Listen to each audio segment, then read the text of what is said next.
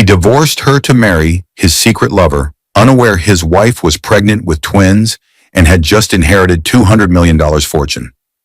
Ryan Coleman signed the divorce papers with a smirk, believing he was finally free from the barren wife who could never give him an heir. To him, Isabella was a burden. Too soft, too faithful, too ordinary for the ambitious man he wanted to become. But as he slipped a diamond ring on his secret lover's finger, Ryan had no idea that Isabella, the woman he tossed aside like dust, was already pregnant with twins. Two innocent lives carrying his name, growing quietly beneath a heart he once called empty. Nor did he know that the very same week he left her, destiny handed Isabella a fortune worth $200 million, tied to a hidden inheritance her late mother had sealed away for her protection. In one cruel twist of fate, the barren wife he abandoned became the powerful heiress he could never reach again. So what happens when the man who divorced his wife to marry his secret lover discovers she wasn't barren at all? That she bore him twins and inherited a fortune greater than his entire empire? When the woman he humiliated rises from the ashes with 2 children and 200 million reasons never to look back? And what will Ryan do when he realizes Isabella's next move isn't forgiveness, but something far more shocking? Hello, family. Welcome back. Before we begin, please click subscribe. Every single click helps us tell stories of courage and truth. And in the comments, tell us where you're watching from. Because when we share these stories together, we remind each other that even in pain we can rise. The sound of a slammed door echoed through the Coleman mansion like thunder. A glass of orange juice trembled on the dining table. Morning light sliced through half-closed blinds, falling across Isabella Coleman's tired face. She stood frozen, clutching the edge of the counter, her eyes following her husband's shadow as he stormed toward the garage. Ryan Coleman, 38, crisp suit, silver cufflinks, perfect smile for everyone but her. Isabella, 33, soft-spoken, still in her pale nightgown, smelling of detergent and prayer oil. "Ryan, you forgot your coffee," she said, her voice gentle. He didn't turn. "I don't need it." The car engine roared, then silence filled the house again. The kind of silence that hurts. 7 years earlier, rain poured outside the college library the night Isabella met him. Ryan's shirt was soaked, his wallet empty, his eyes full of dreams. She smiled, offered her umbrella, and later sold her gold bracelet to pay his last semester's tuition. He promised her forever. She believed him. Back to present forever now looked like a kitchen full of untouched breakfast and loneliness. Isabella moved quietly, folding the newspaper, smoothing the wrinkles in his shirt like she'd done 1,000 times before. Her fingers brushed against a small note she had placed earlier inside his briefcase. "I believe in you." She sighed. "Maybe that's the problem. I believe too much." Her stomach churned suddenly. She pressed her hand against it, a quick twist of nausea. She blamed the tea, not knowing fate had already begun to change. The phone rang. It was Mrs. Coleman, Ryan's mother. Sharp voice, cold as glass. "Still no news, Isabella?" "Still no child? My son needs an heir. A real woman would have given him one by now." Isabella swallowed her pain. "God's timing is perfect, ma'am." "So is a divorce," the older woman snapped and hung up. Isabella stood motionless, tears gathering but refusing to fall. Her home was beautiful but empty, like a hotel built for someone else's happiness. Every corner of that house told a story. The couch where they once planned their future, the wall where she hung their wedding photo. In the picture, Ryan was already looking away. She whispered to the frame, "What happened to us?" Outside, a flock of doves flew past the window. Inside, one woman's hope still fluttered weakly. Isabella went to her knees beside the bed, whispering, "Lord, give me strength. Even if I never have a child, help me keep my faith." For a moment, sunlight touched her face, like an answer she didn't yet understand.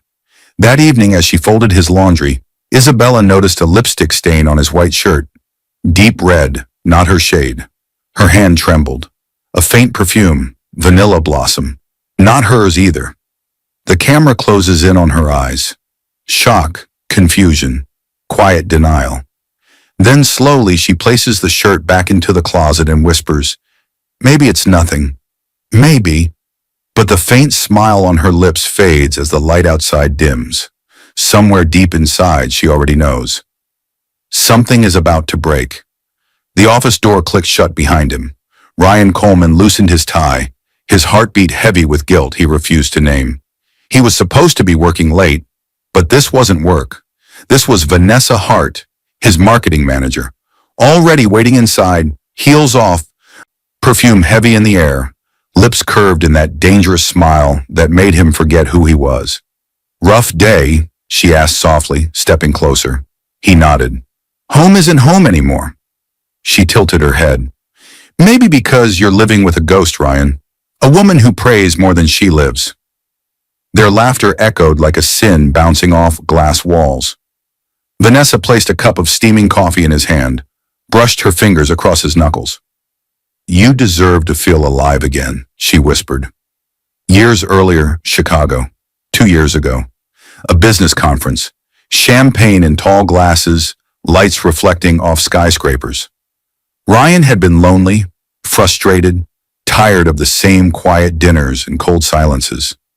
Vanessa had been bold. Red lips, gold dress, sharp mind. That night, under city lights, he let temptation win. Now in his office, she leaned closer, her voice dripping with poison-sweet comfort. "Imagine being with someone who wants you, Ryan. Someone who believes you're meant for more than small-town dinners and half-cold prayers." He didn't stop her. In her words, he felt powerful again. Across town, Isabella sat alone at the dining table, hands folded over the untouched food she made for him. Every night she waited, candles lit, hope burning slow. Sometimes she replayed old voice notes he used to send back in the beginning. "I can't wait to see you again, Isa. You make life make sense." Her eyes filled. When did I stop making sense? The house was silent except for the clock ticking. Cruel, loud, constant. A wife waiting, a husband betraying. Two worlds drifting apart under the same roof. It was almost 11 p.m. when Ryan came home that night, smelling faintly of vanilla blossom perfume. He dropped his briefcase carelessly and went straight to the bathroom. Isabella stood in the bathroom hallway, watching his reflection through the mirror. The way he avoided her eyes, the way he smiled at his phone when he thought she wasn't looking. Something felt wrong. Her heart said, "Don't look," but her soul said, "You must know." Later, as he stepped out to answer a phone call, she walked quietly toward the guest room. The door was slightly open. She heard his voice, low, laughing. Then Vanessa's voice came through the speaker, sweet and sharp as honey hiding venom. "Once she's gone, everything will be ours. The house, the cars, the accounts.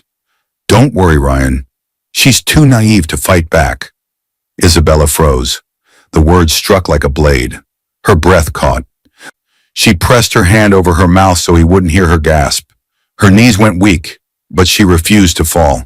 She stepped back slowly, away from the door, slowly trying not to make any sound, every heartbeat echoing like thunder.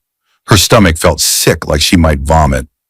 Her mind flashed through every morning she prayed for him, every tear she swallowed in silence, all for a man who now planned to erase her.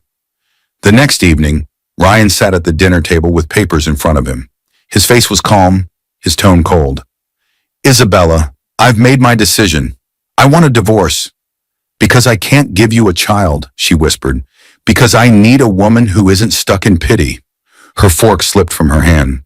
The sound of metal on tile filled the room like a gunshot. She didn't argue, she didn't cry. She only looked at him, really looked, and saw nothing left of the man she once saved. He left the papers on the table and walked away without looking back.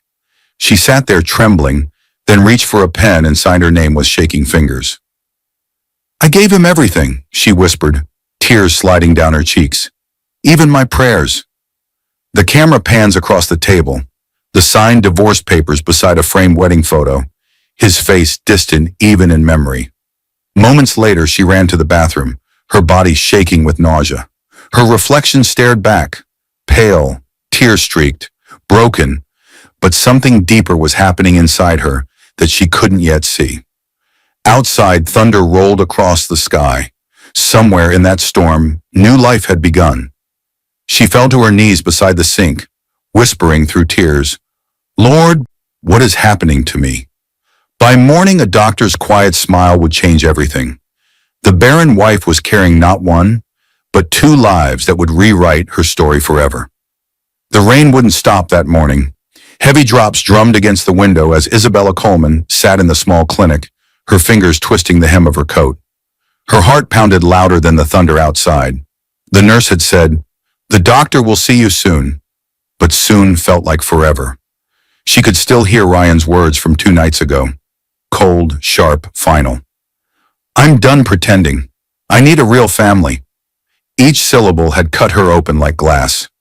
Now she sat alone on the edge of a white chair, trembling. Her stomach had been twisting for days, waves of nausea rising every morning. She had thought it was heartbreak making her sick, but heartbreak didn't make you faint in the kitchen. The door opened. Dr. Lewis, a woman in her 50s with kind eyes, smiled softly. "Mrs. Coleman, we've finished your tests. Please, sit down." Isabella's throat went dry. "It's nothing serious, right?" The doctor's smile grew wider, almost tender. "It's not serious. It's a miracle." For a moment, Isabella didn't understand. Dr. Lewis turned the screen toward her, showing a black and white image. 2 tiny flickers of light pulsed in the center. "Mrs. Coleman," she said gently, "you're 6 weeks pregnant, with twins." Isabella blinked, confused. "That's not possible. They said I couldn't." Her voice broke. Dr. Lewis reached for her hand. "Every report can be wrong when heaven decides otherwise." Tears rushed down Isabella's cheeks. She covered her mouth, choking on a laugh that sounded half like a sob. 2 heartbeats, 2 chances at life, 2 answers to years of prayer. Her mind raced. The nights she begged God for one child, the pills, the failed treatments, the doctors' hopeless faces, Ryan's silence. Now the same body he called empty held 2 living hearts. She stepped out of the clinic into the soft drizzle, holding the ultrasound photo to her chest as if it were the most precious thing in the world. For the first time in years, she smiled. Not for anyone, not for appearance, but for herself. She walked slowly, her shoes splashing through puddles. The city lights blurred through the rain, and her reflection on the glass window looked different. Calmer, steadier, stronger. She whispered to herself, "You'll never be unwanted. Not you. Not either of you."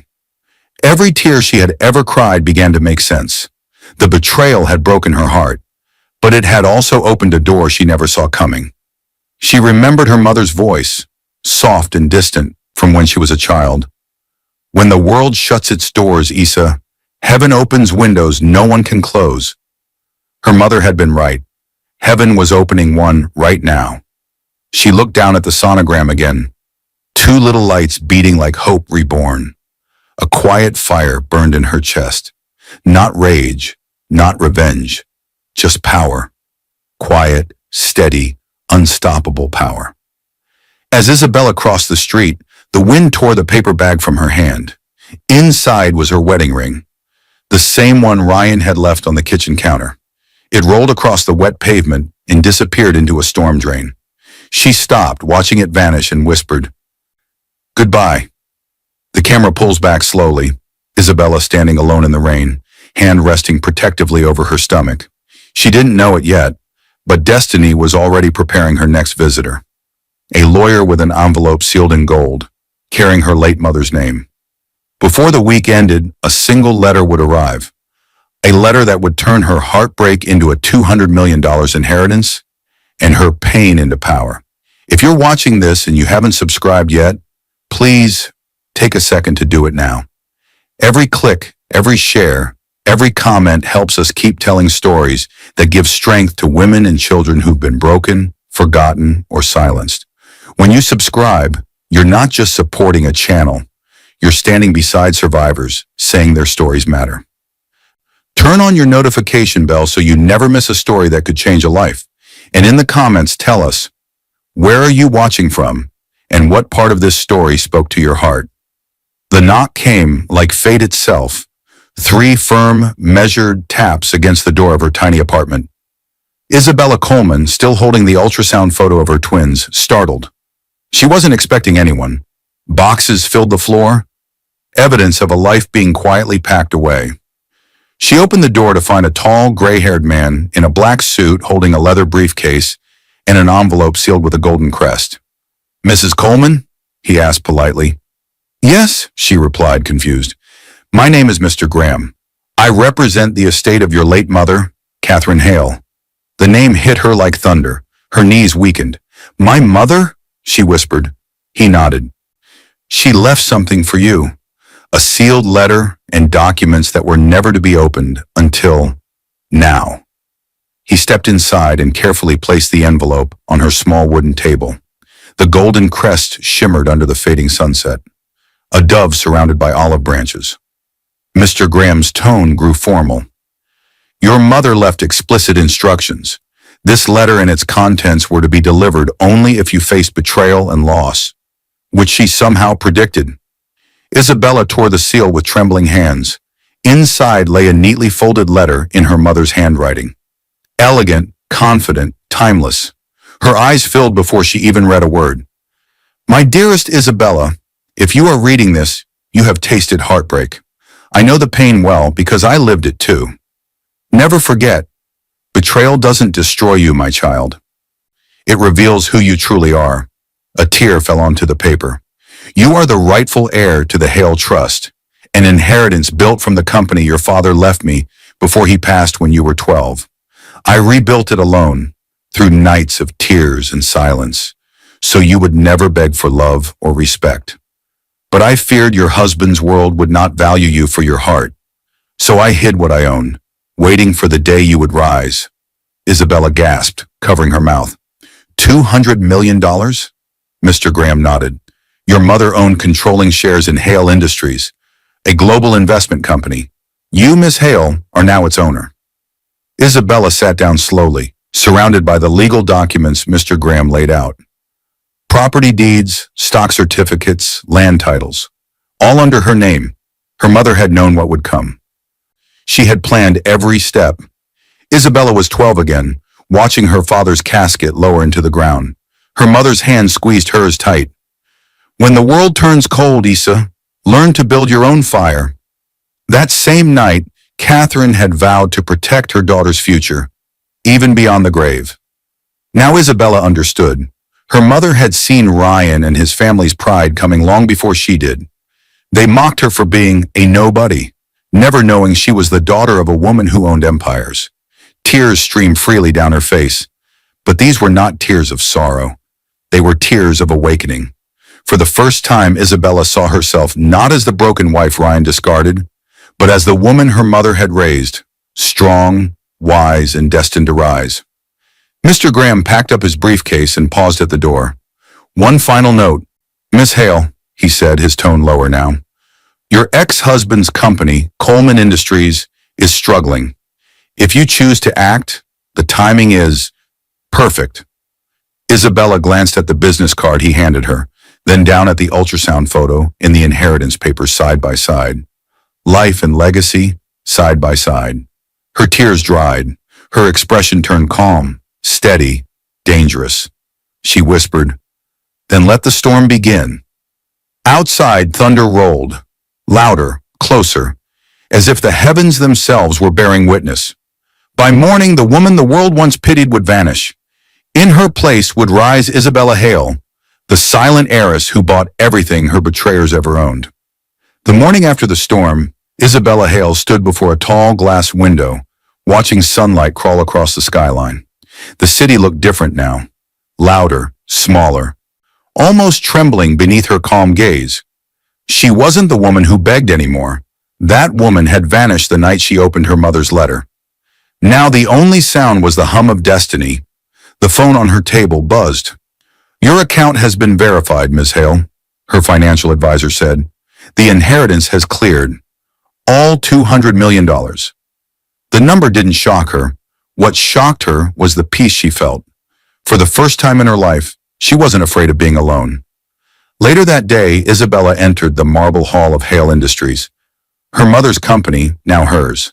The employees stared, some whispered, "She looks just like Catherine Hale." She didn't respond. She moved with quiet grace like a storm in heels. Inside the boardroom, Mr. Graham waited with a team of lawyers and investment analysts.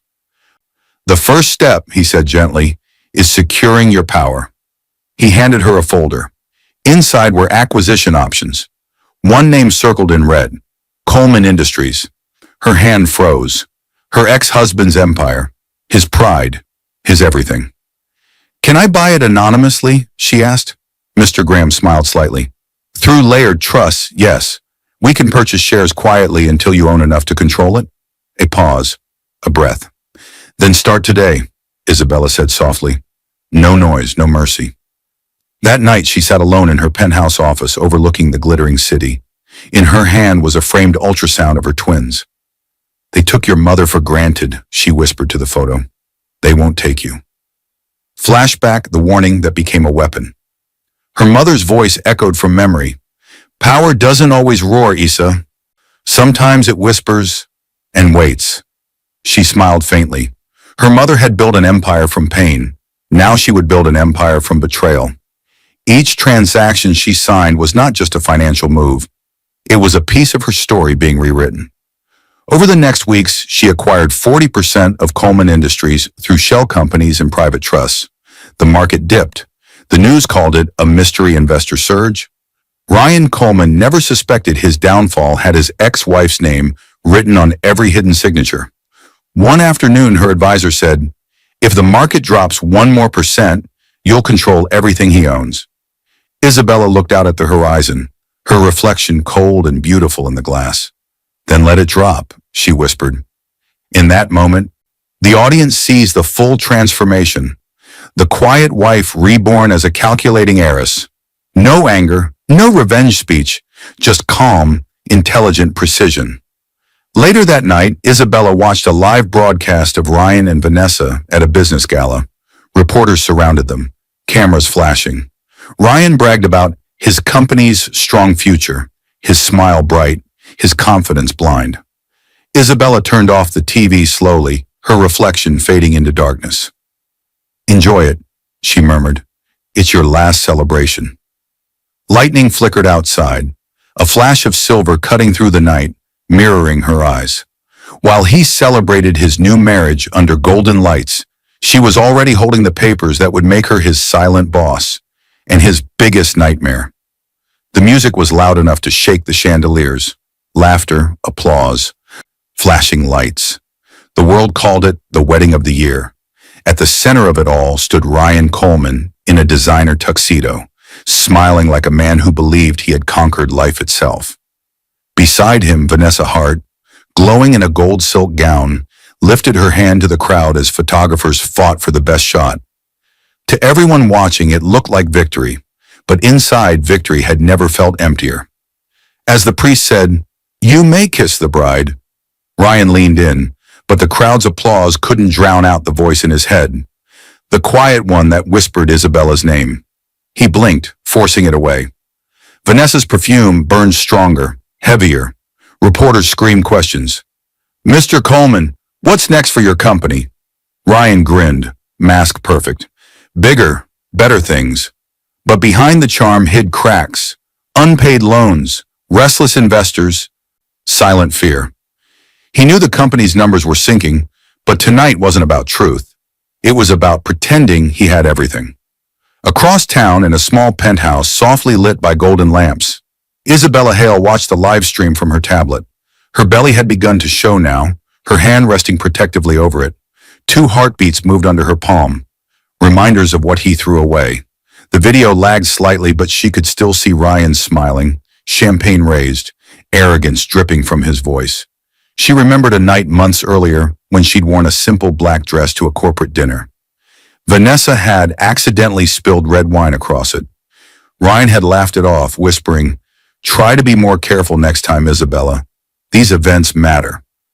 That was the night she realized she was married to an image, not a man. Now she watched that same image kiss another woman on live TV, and for the first time she felt nothing but calm. She reached out, turned the volume down and whispered, "Enjoy your crown of glass, Ryan. It's already cracking." The reporter's voice echoed faintly from the screen. There are rumors of instability at Coleman Industries. Sources say a mysterious investor has been buying large shares quietly. Vanessa's smile flickered for just a second before she caught herself. Ryan wrapped his arm around her waist and laughed into the microphone. Rumors are for the poor, he said proudly. Isabella leaned back in her chair, a faint smile playing on her lips. The mystery investor was her, and soon his arrogance would introduce him to humility. As the wedding ended, fireworks exploded across the sky. Red gold, blindingly bright. The camera panned up to capture the spectacle, but inside the Coleman penthouse, the sound of fireworks masked another noise. The vibration of a phone left on the table. A new alert blinked across Ryan's financial dashboard. Coleman Industries, stock down 7%. A silent notification, unnoticed in celebration. The first crack in his empire. Meanwhile, Isabella whispered to her unborn children, "They'll see who really won." The fireworks faded. The sky went dark. By the time the lights dimmed on his new marriage, the world would already be whispering her name, the quiet woman who turned heartbreak into power. Rain pounded against the glass like a warning. Inside her new coastal mansion, Isabella Hale sat on the nursery floor surrounded by boxes of baby clothes, tiny socks, and 2 white cribs she had assembled herself. The storm outside felt almost poetic, the heavens roaring as if announcing her rebirth. Every sound, every flash of lightning reminded her that her old life was gone forever. She placed a soft blanket in one of the cribs and whispered, "You'll grow where love lives, not where pride rules." Her hand pressed over her stomach. The twins kicked gently, as if answering her promise. A notification dinged from her tablet beside her. She opened it, a viral video. Title, Ryan Coleman's new wife mocks his ex, laughs about the barren woman. The clip played, Vanessa laughing during an interview. Some people were just never meant to be mothers. God gives children to those who deserve them. The audience laughed. Ryan smirked proudly beside her. Isabella's hand froze over the pause button.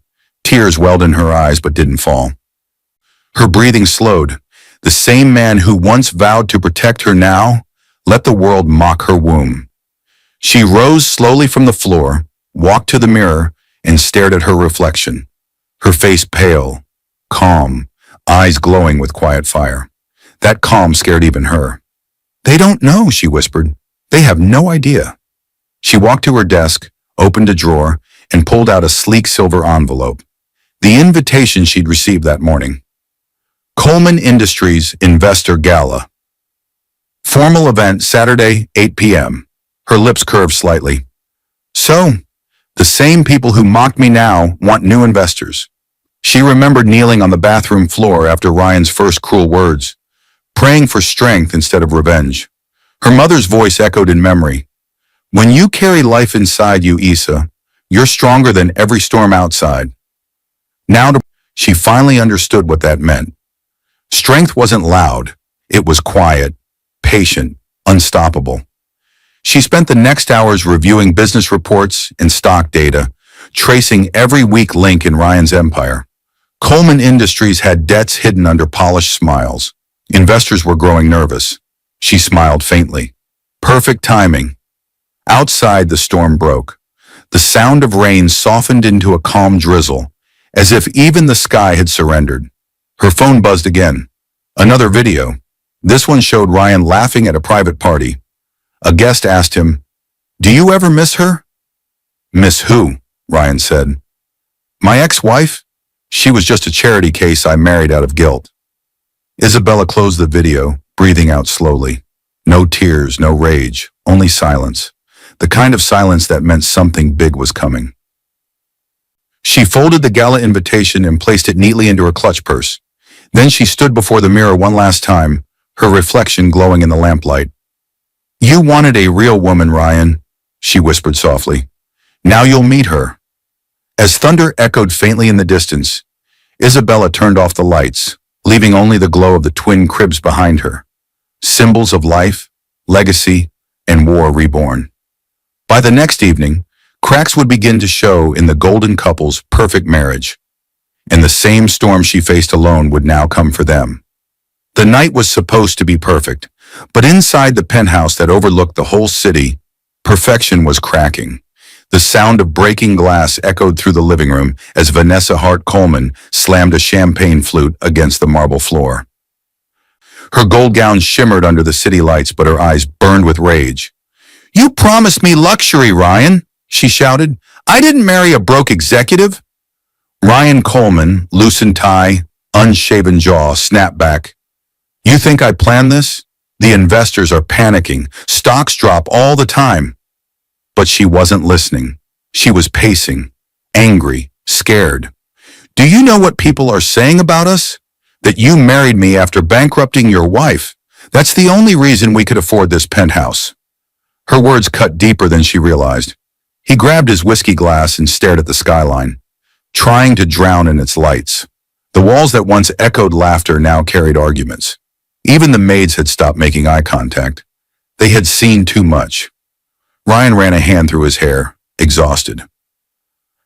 "I'm working on a solution," Vanessa scoffed. "You? Please, you can't even control your company anymore." A year ago, Ryan had told her at that same window, "Stick with me, Vanessa. I'll make you richer than you ever dreamed." She had smiled, believing his confidence. Now all she could see was a man drowning in debts and denial. "You used to talk about power," she hissed. "Now you can't even pay for the flowers in the lobby." Ryan turned sharply.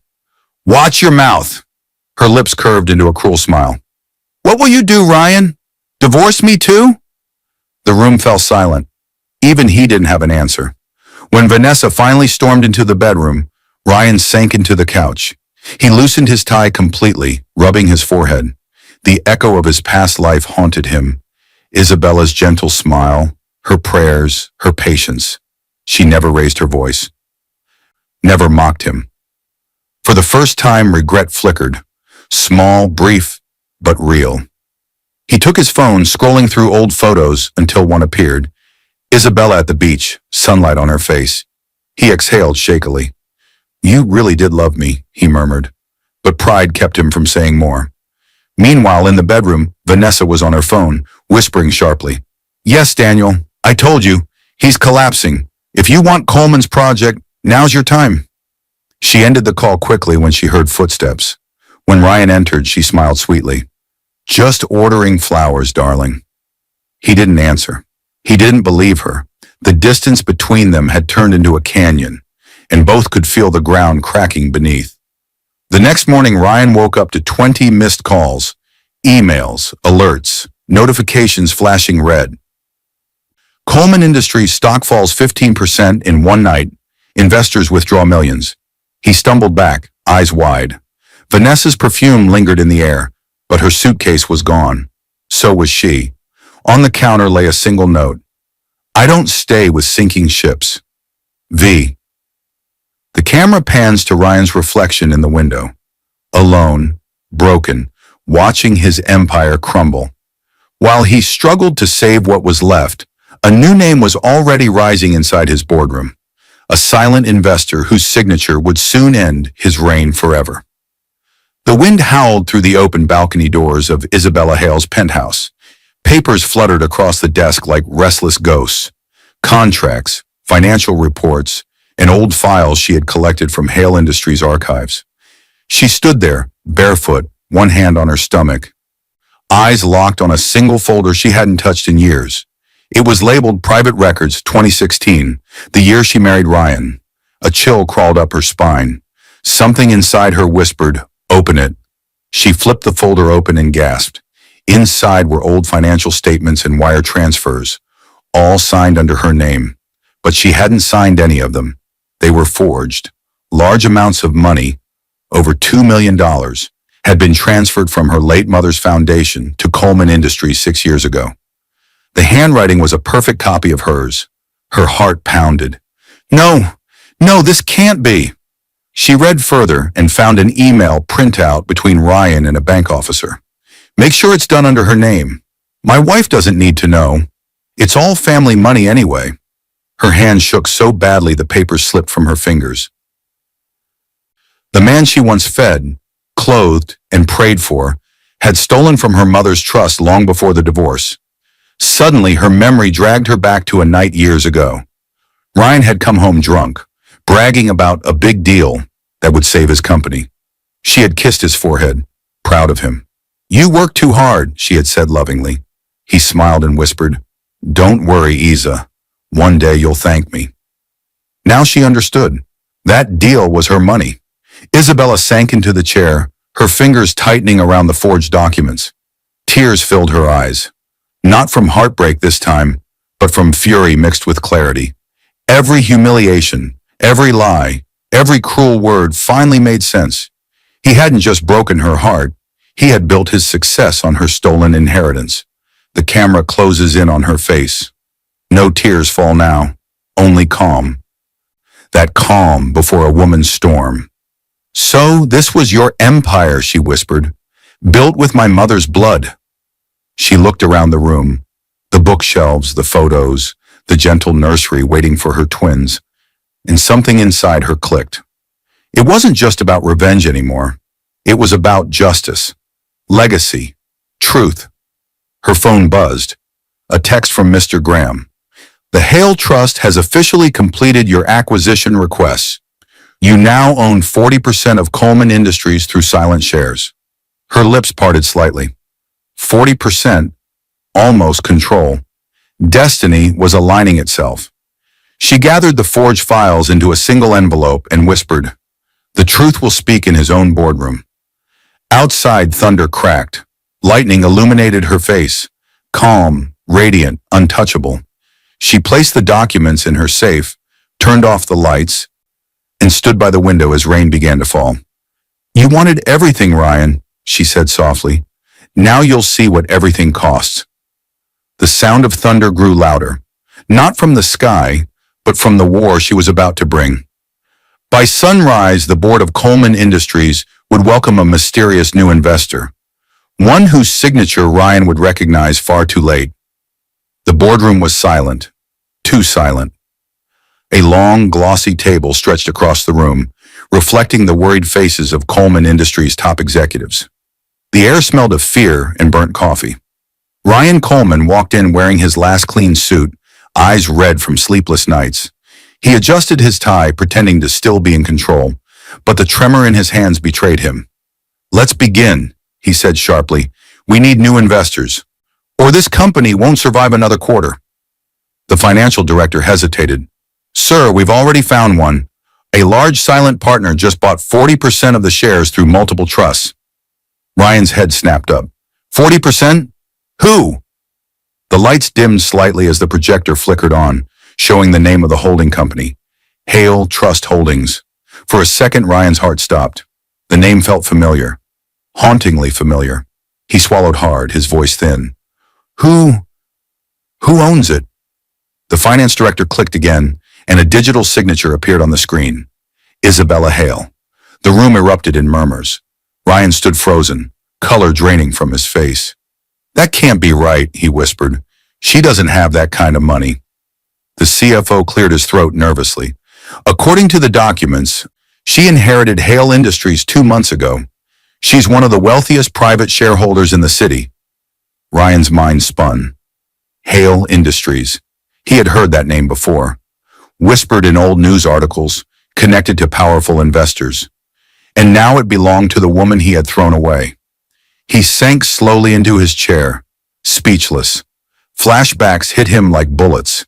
Isabella packing his lunch every morning, her smile when he called her my lucky charm, her prayers whispered at night when she thought he was asleep, and then her face the night he said, "I need a real family." Now that same woman was his company's largest owner, his ex-wife, his silent boss. The irony burned like acid. The finance head interrupted softly. "She hasn't attended meetings yet. She prefers to remain behind the scenes. For now." Ryan clenched his fists, jaw tight. "She's not behind this. Someone's manipulating her." But deep down he knew. This wasn't manipulation. This was justice in heels.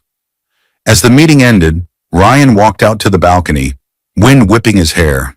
The city below looked smaller than ever. He lit a cigarette, something he hadn't done in years. and stared into the distance. "Isabella," he muttered, almost like a prayer. "What are you planning?" He didn't notice his secretary quietly watching him from the doorway, recording his meltdown for the press. Back at her penthouse, Isabella Hale sat calmly at her desk, laptop open. On the screen, a live feed of the Coleman boardroom showed Ryan's reaction. Stunned, pale, humiliated. Her lips curved into a soft smile, equal parts sadness and strength.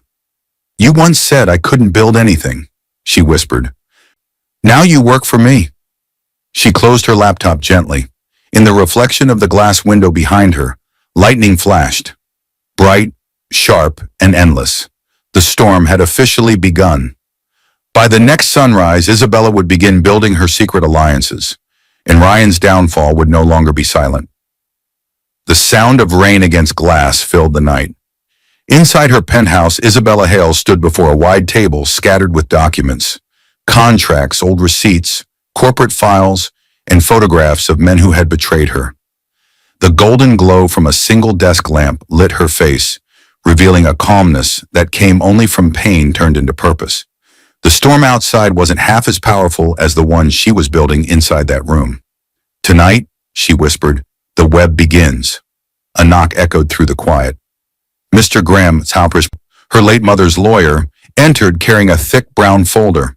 Behind him came Lydia Brooks, a sharp-eyed forensic accountant, and Aaron Reed, a data analyst who once worked under Ryan. They were the first to join her secret circle. "Everything we need is here," Mr. Graham said, placing the folder down. Lydia opened her laptop, her voice crisp. "I've tracked every illegal transaction Ryan approved in the past 5 years. Money laundering, tax evasion, even forged property signatures." Isabella leaned forward, her expression unreadable. "And the proof?" "All here," Aaron replied, sliding over a flash drive. "Emails, voice notes, hidden accounts. Once this goes public, he'll lose everything." For a moment, silence. The storm outside roared, lightning flashing through the windows, like a drum roll for justice. Isabella sat back slowly, breathing in. She could see her reflection in the glass, calm, composed, untouchable. She remembered sitting on her mother's lap as a little girl, listening to her soft voice. "Never fight anger with anger, Isa. Fight it with truth. Let truth do the cutting." Now she finally understood what those words meant. This wasn't revenge, it was revelation. "We don't destroy him with violence," Isabella said quietly. "We destroy him with evidence." Lydia glanced up.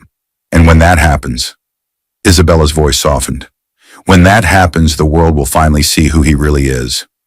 She looked at her team, the people who believed in her strength. They didn't see a broken wife anymore. They saw a leader. Aaron projected a chart of names and arrows linking each corrupt investor to Ryan's accounts. "Once we leak this, everyone connected to him will pull out," he said. Mr. Graham nodded. "It will take down his entire circle." Isabella touched the edge of the table, her eyes glowing in the low light. "Good. Then we start tomorrow." She stood, straightened her blazer, and walked toward the balcony as thunder cracked again. The storm lit up the city below, a city that had once pitied her and was about to kneel before her. Before leaving, Mr. Graham paused. "There's one last thing," he said quietly. "Ryan and Vanessa are hosting a major investor gala this weekend. Every powerful name in the city will be there." Isabella turned her head slightly, the faintest smile touching her lips. "Perfect. Let's give them a show they'll never forget." The lightning flared again, casting her shadow long across the floor, the silhouette of a queen reclaiming her throne. At that gala, the woman he once called weak would walk through the doors radiant and uninvited, holding the truth that would end his empire. The chandeliers burned brighter than the stars that night. Gold curtains shimmered, champagne flowed, and laughter filled the grand ballroom of the Monarch Hotel, where Ryan Coleman and Vanessa Hart Coleman hosted their first investor gala as husband and wife. Every major figure in the business world was there. Journalists, CEOs, reporters, all desperate to see if Ryan could save his collapsing company. On stage, Ryan smiled into the microphone. "Ladies and gentlemen, tonight marks a new beginning for Coleman Industries, a future of confidence, growth, and partnership. Applause followed, loud, hollow, empty. But as he spoke, the main doors of the ballroom opened slowly. A wave of silence swept through the crowd. Isabella Hale had arrived. She stepped in under the chandeliers like light itself, dressed in an ivory satin gown that shimmered softly with each step, her long hair curled over her shoulders, her baby bump showing just enough to whisper, "Miracle, not shame." The cameras flashed. The crowd gasped. Vanessa's face went pale. Ryan's smile froze mid-sentence. The reporters whispered, "Isn't that his ex-wife? She looks glowing. Didn't they say she couldn't have kids?" Isabella smiled faintly and walked toward the stage, every click of her heels echoing like judgment. Ryan's mind spiraled. He remembered the nights she waited for him to come home, the meals she cooked that went cold, the prayers she whispered when he mocked her faith. Now that same woman stood radiant before him, not as a wife, but as power itself. She reached the stage and looked directly at him. "Relax, Ryan," she said softly into the microphone. "I'm not here as a guest. I'm here as an investor." The audience gasped again. Ryan blinked, confused, then panicked. "Investor? What are you talking about?" The host, trembling, turned to the large screen behind them. The company's new merger announcement flickered to life. Coleman Industries merges with Hale Holdings. The name Hale Holdings glowed across the wall in golden letters. Then came the signature, Isabella Hale, majority shareholder. The ballroom erupted, journalists shouted, cameras flashed. Vanessa dropped her champagne glass, the sound of glass shattering echoing through the silence. Ryan turned pale, whispering, "No, this isn't real." Isabella stepped closer, voice calm and cutting. "It's very real. I now own what you once stole, and more." Flashback flickered in his mind. Her quiet voice the day he left her. "One day, Ryan, you'll look for me and I'll be unreachable." Now that day had come. He tried to speak, but the words died in his throat. The cameras caught everything. The shock, the shame, the defeat. As security guided her to the VIP section, the host's voice trembled through the mic. "Please welcome the new majority shareholder of Coleman Industries, Ms. Isabella Hale." The applause was thunderous. Ryan stood frozen under the lights, his face a mix of disbelief and dread. Across the ballroom, Isabella sat calmly, hands resting on her belly. Two lives moved inside her, silent witnesses to the fall of a man who once called her barren. She whispered softly, "Some losses are blessings." The camera pans to Ryan's trembling hand, gripping his glass, shattering it in his palm. Blood, shock, silence. By dawn, his empire would collapse completely, and the woman he left for power would betray him the same way he once betrayed love. The night after the gala was chaos.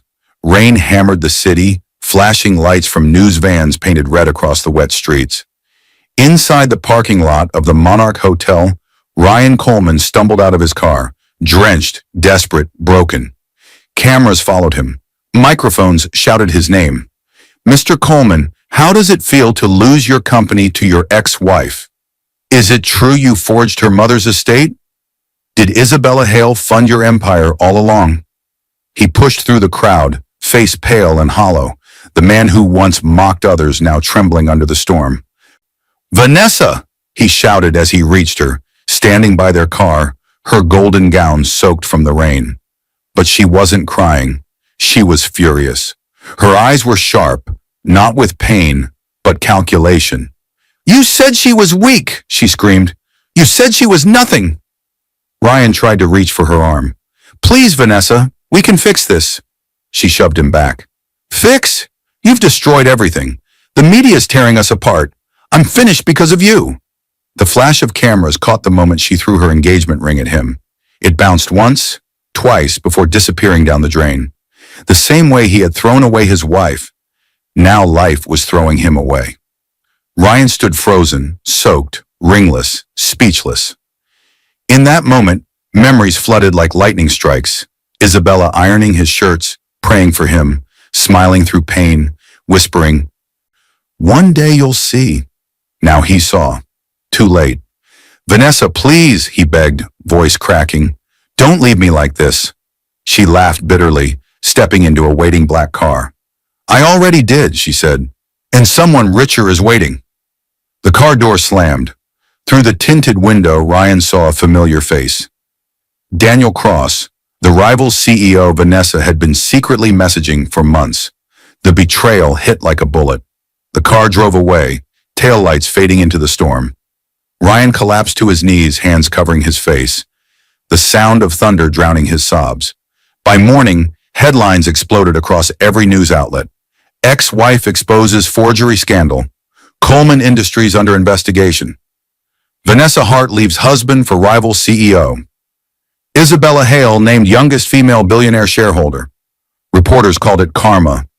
Investors called it justice. And Ryan, he called it a nightmare he couldn't wake up from. Inside a dark hotel room, Ryan sat alone, hair disheveled, hands shaking as he read the final notice from the auditors.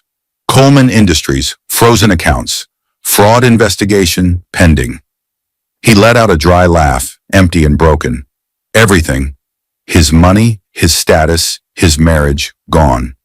As lightning illuminated the window, he whispered her name. Isabella. The camera pans across the table, a photo of them from happier days. Her smile bright, his distant. A single tear hits the photo.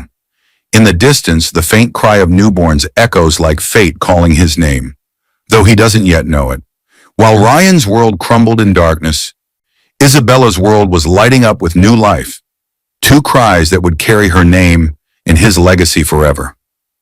Thunder rolled softly outside the hospital windows. Inside, everything was calm. Bright lights, gentle voices, and the rhythmic sound of two tiny heartbeats. Isabella Hale lay on the hospital bed, pale but glowing, her eyes wet with tears of joy.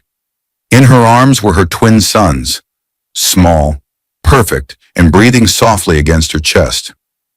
Two miracles born from pain. Two proofs that heaven had never forgotten her. The doctor smiled gently. They're strong, Ms. Hale. You did beautifully. She looked down at them, whispering their names through trembling lips. Elijah and Grayson. One named after her father, the other after the strength she had found in herself. Her voice cracked as she said it. You're my beginning, not my ending. Outside her hospital room, news cameras flashed in the hallway. Journalists desperate to capture a glimpse of the woman who had just turned heartbreak into power. The headlines already read, ex-wife who lost everything now becomes billionaire CEO and mother of twins. In another part of the city, Ryan Coleman sat alone in a dark office, his phone buzzing nonstop with messages from lawyers, reporters, and debt collectors. He hadn't slept in 2 days. He had lost his company, his money, and his pride. And now he had lost his name. But that morning, as he scrolled through the news feed, his trembling hand froze. There she was, Isabella, holding two babies that looked hauntingly familiar. His heart stopped. No, he whispered. They're mine? Flashbacks flooded his mind, her gentle hands on his chest, her voice praying for children he swore would never come. He had called her barren. He had signed away their life together. And now the world was calling her blessed. Guilt crashed into him like a wave. For the first time, he felt small. He drove straight to the hospital, his suit wrinkled, his pride gone. When he reached her room, she was sitting upright, sunlight glowing around her like a crown. She looked calm, untouchable, like someone finally at peace. Isabella, his voice broke. Please, I've lost everything. I was wrong. I don't want money. I need you. He dropped to his knees beside her bed, tears streaming down his face. Reporters, hearing the commotion, turned their cameras toward the door. Flashes filled the room as the world watched the once powerful Ryan Coleman kneel before the woman he had destroyed. Isabella's eyes softened, but her voice stayed steady. You didn't lose me, Ryan. You gave me away. She handed him a photograph, a picture of the twins smiling in her arms. Meet the heirs you never wanted. He looked at the picture, broken. Before he could speak again, hospital security stepped forward. Ms. Hale asked for privacy, sir. As Ryan was escorted out, he turned one last time. She wasn't crying. She was smiling, not in pride but in peace. 1 year later, the woman he once abandoned would stand on a stage again. Not for revenge, but to give back to others what pain had taught her. The power to rise. The ballroom was filled with golden light. A year had passed since that hospital night. A year of peace, growth, and rebirth. Now Isabella Hale stood on a grand stage wearing an elegant white gown, the logo of the Hale Foundation glowing behind her. The cameras flashed. The air buzzed with applause. She wasn't there as someone's ex-wife anymore. She was there as a woman who turned heartbreak into hope. "Good evening," she said softly into the microphone. "Tonight isn't about pain. It's about purpose." The audience leaned closer. Her voice carried warmth, not anger. "A year ago, I lost everything I thought defined me. My marriage, my peace, my name. But sometimes when life breaks you, it's not punishment, it's preparation." Behind her, a large screen displayed images of smiling single mothers, children in shelters, and women rebuilding their lives through the foundation she created. $20 million, donated that night, would fund fertility research and housing for struggling mothers. The crowd erupted in applause. But Isabella only smiled humbly, tears glimmering in her eyes. At the corner of the room, unseen by most, Ryan Coleman stood among the guests. He wore a simple suit now. No arrogance, no entourage. When his eyes met hers across the crowd, the noise of the gala faded to silence. He saw the first time he met her in college, her laughter under the rain, her kindness, her faith. He had traded all that for greed, and now he understood what true wealth had always been. Isabella's heart softened. She saw not the man who betrayed her, but the man life had punished enough. He looked smaller now, broken, but finally humble. She stepped down from the stage and walked toward him. The crowd parted in silence. He bowed his head as she stopped in front of him. "You came," she said quietly. "To say I'm sorry," he whispered. "And to say, you were right." Her eyes filled but didn't spill. "No, Ryan," she said gently. "Life was right. I just listened sooner than you did." They stood in silence for a long moment before she turned away. At the edge of the room, her twins, Elijah and Grayson, ran toward her giggling. She knelt, scooping them into her arms as flashbulbs captured the moment. The woman once mocked for being barren, now holding two lives the world called impossible. Ryan watched with a trembling smile. For the first time, he didn't feel envy. He felt peace. As Isabella walked back toward the stage, the camera caught her final words. "He divorced me to find freedom," she said softly, smiling through tears. "But he never knew I carried both life and legacy inside me. Sometimes God hides crowns in pain." The audience rose to their feet, applauding. Among them, Ryan clapped too, quietly, sincerely, tears finally falling down his face. The spotlight dimmed on Isabella and her children as the music swelled. She lifted her head toward the lights and whispered, "This is only the beginning." Because every ending bursts a new story, and somewhere in that same city, another woman's heartbreak was just about to begin. Thank you for watching. Unaware my husband didn't know I'd secretly built a $50 million empire. He emptied our joint account and left me for his ex. What I did next left them with nothing. He didn't just leave. He stood in the middle of a modest living room, car keys in hand, and told his wife she'd survive just fine as long as she learned to live small. Then he walked out the door to go be with the same ex he once swore he'd erase from his life. That afternoon, Emily Carter Hayes sat at the small dining table, her laptop open to their joint account. She was supposed to pay the power bill like she always did. Instead, she stared at a glowing number that made her heart stop. Balance, $0. Her husband Ryan had been quietly draining their account for days, and that morning, he'd taken every last dollar in cash. The same man who said, "We're a team," had emptied the only account that carried both their names and left without even looking back. Hours later, while Emily sat in the quiet house trying to breathe, her phone buzzed. A friend had posted a photo. Ryan, smiling wide, an arm locked around his ex, Claire. The caption read, "Second chances are worth it." People cheered them on in the comments. Finally back with your real love. So glad you left that boring wife. They thought Emily was broken. They thought she had nothing now. They thought she would fade into the background like a discarded chapter. What no one knew, not Ryan, not Claire, not the people laughing online, was that the woman he walked out on had spent 10 years building something he never saw coming. A quiet 50 million empire hidden behind a simple life and a different last name. Dear viewers, thank you for being here. If you watch without subscribing, it's like letting Emily's story be written by the people who betrayed her. Hit that subscribe button, like, and share your thoughts in the comments. Tell me where you're watching from, and let's step into what she did next together. The sound of buzzing notifications lit the room like tiny sparks, each one demanding Emily Hayes' attention. Her eyes moved fast, almost too fast, across manufacturing charts, supplier updates, and a message from her production manager asking for final approval on a shipment. Her fingers tapped the keyboard with the speed of someone used to juggling 10 emergencies at once. She looked intense, focused, almost fierce. This was the real Emily, 34 years old, founder of one of the fastest-growing wellness product brands in the country, owner of multiple patents, and silent controller of an empire most people would only dream of. But no one outside her company knew the real numbers. Not even her husband. 3 days a week, she went into a downtown office Ryan thought belonged to a consulting client. In reality, that floor was hers. The lease, the payroll, the contracts, everything sat under a different name. A sharp click, metal against metal, cut through the air. Ryan was home. Without hesitation, Emily's entire posture changed. She closed 3 tabs at once, minimized the dashboard showing her $1 million revenue run rate, and pulled up a plain budgeting spreadsheet.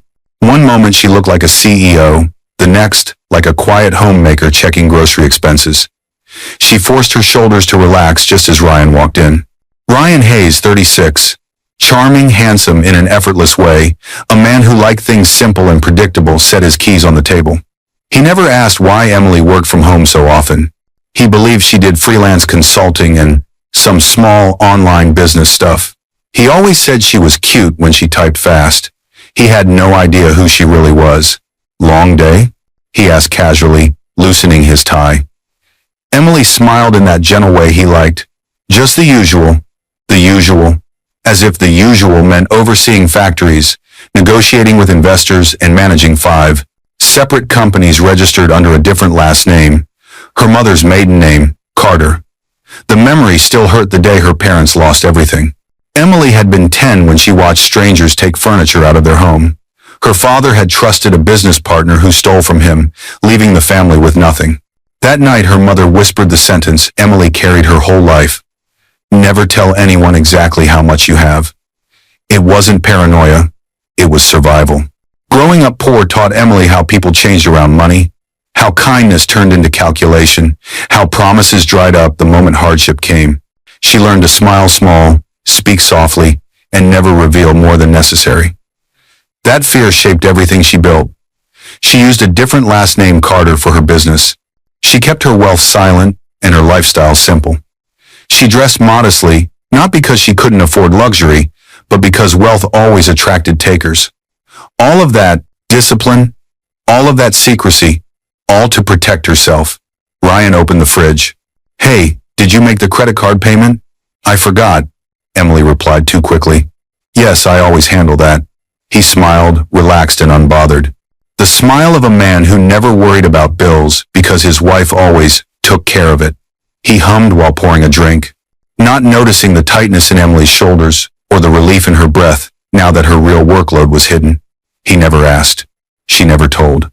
Good, Ryan said. I'd hate for us to miss a payment. Emily nodded. He would never imagine she could pay off the entire credit card 10 times over before lunch without touching even 1% of her assets. Her laptop buzzed again. A message from her lead investor flashed briefly on the screen. We need your decision on selling 10% equity for 5M.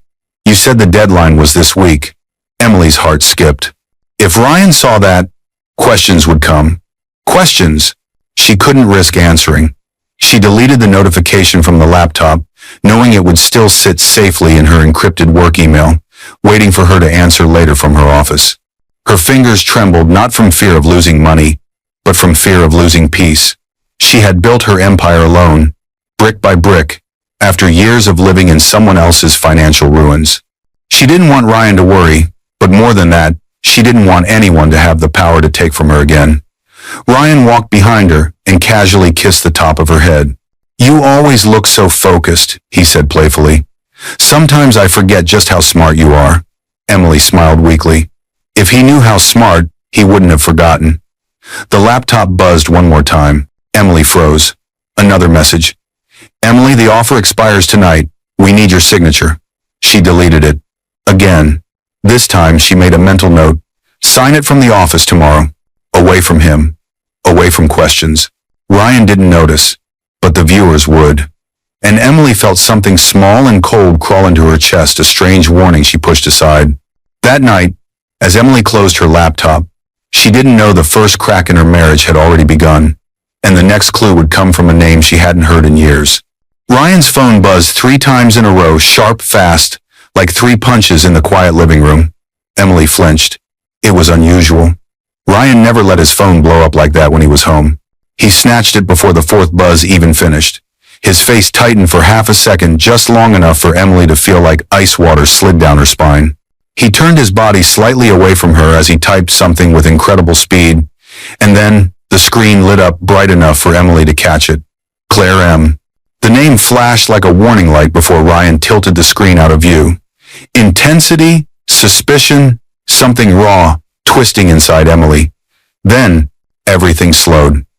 Ryan forced a smile, too wide and too late. "Just work stuff," he said, slipping the phone back into his pocket.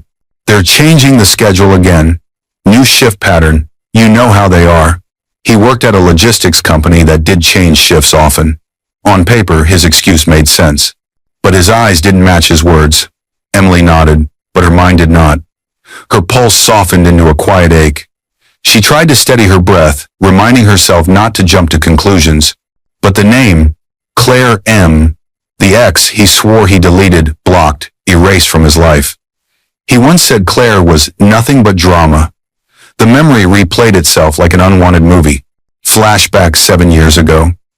It was during their first year together, when Emily still blushed every time Ryan kissed her forehead. They were sitting inside a small cafe when he told her the story. "I broke up with Claire because she only cared about money," he had said, stirring his coffee. Slowly. "I want someone real, Em. Someone genuine." He reached across the table and squeezed her hand. "I'm done with gold diggers forever." Emily believed him. She loved the way he talked about loyalty. She loved the way he said her name soft, almost protective. That trust, it was the foundation she built her marriage on. Now, that foundation felt like it was shifting. The rest of the evening carried a strange tension. Ryan checked his phone more than he spoke. He laughed at messages she wasn't allowed to see. He showered the moment he stepped inside the house, not waiting even a second to greet her properly. Emily noticed every detail. Her heart noticed even more. When he finally came out of the bathroom, smelling like a completely different scent than he usually wore, Emily spoke quietly. "You've been distant lately." Ryan kissed her cheek without looking directly at her. "Just stress, Em. Work's been insane. My boss keeps moving deadlines." Emily nodded.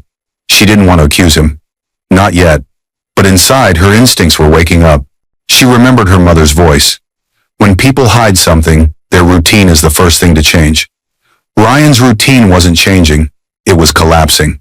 2 days later, something small but sharp confirmed her fear. Emily was folding laundry when a crumpled receipt slipped from Ryan's jacket pocket and floated to the floor. She reached down, smoothed it out, and felt her entire chest tighten. 2 glasses of wine, 1 entree, 1 dessert, a bill far too elegant for a work dinner, and the restaurant, a place Ryan always claimed to hate. Too expensive, too fancy, too unnecessary. Emily stared at the date. He told her he had been working late that night. A cold truth pressed against her ribs. Someone was lying. She breathed slowly, letting the shock settle. She didn't want to confront him yet, not until she understood more. Not until she knew whether she was dealing with simple secrecy or something far darker. Late in the evening, after Ryan fell asleep, Emily sat on the edge of the bed with her laptop. She typed slowly, each letter feeling heavier than the last. CLAIREM. Her finger hovered above the enter key. One click, and she would know everything. One click, and she might break her own heart. Emily took a long breath, almost trembling. But then she stopped. Her finger withdrew. She closed the tab. She shut the laptop. Her screen went blank, just like her decision. She wasn't ready, not until she had proof, not until she pieced together the truth without emotion blinding her. But deep inside her chest, something whispered a warning. Emily didn't know it yet, but the next clue would come not from a screen, but from numbers that never lied. Emily's breath caught the second she opened the joint account. The numbers hit her like a slap. $1,200, $850. Her eyes widened, her pulse jumped, and for a moment the room felt smaller, tighter, like the walls leaned forward to watch. 2 withdrawals, 2 large amounts, both done within 3 days. Her heart thudded through her chest in fierce, uneven beats. She clicked the screen twice, thinking maybe it was a glitch.